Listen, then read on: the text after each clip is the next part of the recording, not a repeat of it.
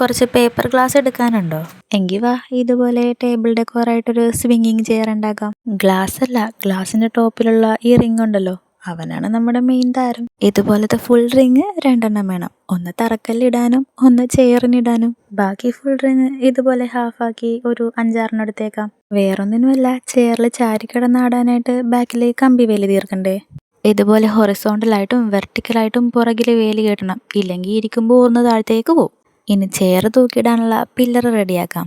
Glass റിങ്ങിന്റെ ഉള്ളിൽ ഇതുപോലൊരു കമ്പി കൂടി കയറ്റി കൊടുത്ത് ഏറ്റവും എൻഡിൽ ഇതുപോലൊരു കുനിപ്പും കൂടി ഇട്ട് കൊടുത്തേക്ക്. ഇനി ആ പില്ലറും ചെയറിന്റെ തറക്കല്ലും കൂടി ഒരുമിച്ച് വെക്കണ്ടേ.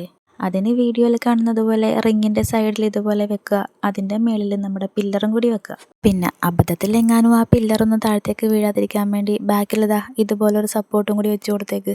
ഇനി ചെയർ തൂക്കിയിടണ്ടേ. അതിന് നേരത്തെ വളച്ച് വെച്ച ആ എൻഡിങ്ങിൽ ഇതുപോലത്തെ ഒരു ചെയിനും കൂടി കയറ്റി കൊടുത്താൽ മതി. അങ്ങനെ ചെയർ ഒന്ന് റെഡി ആയിട്ടുണ്ട്. ആടുന്നുണ്ട്.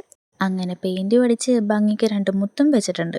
പിന്നെ ഇരിക്കുമ്പോൾ ഒരു സുഖം കിട്ടാൻ ഒരു കുഷ്യനും കൂടി വെച്ച് കൊടുത്തേക്കാം. സംഭവം സ്വിങ്ങിങ് ചെയർ ആണെങ്കിലും ഇതൊന്ന് ആടിക്കാണണമെങ്കിൽ നമുക്ക് കൈ കൊണ്ടൊന്ന് തള്ളി സപ്പോർട്ട് ചെയ്യണം. അങ്ങനെ ചെയർ ഇവിടെ റെഡി ആയിട്ടുണ്ട്. എന്തായാലും ഒന്ന് ട്രൈ ചെയ്ത് നോക്കിയേക്ക്. പിന്നെ ചാനൽ സബ്സ്ക്രൈബ് ചെയ്യാനും മറക്കണ്ട.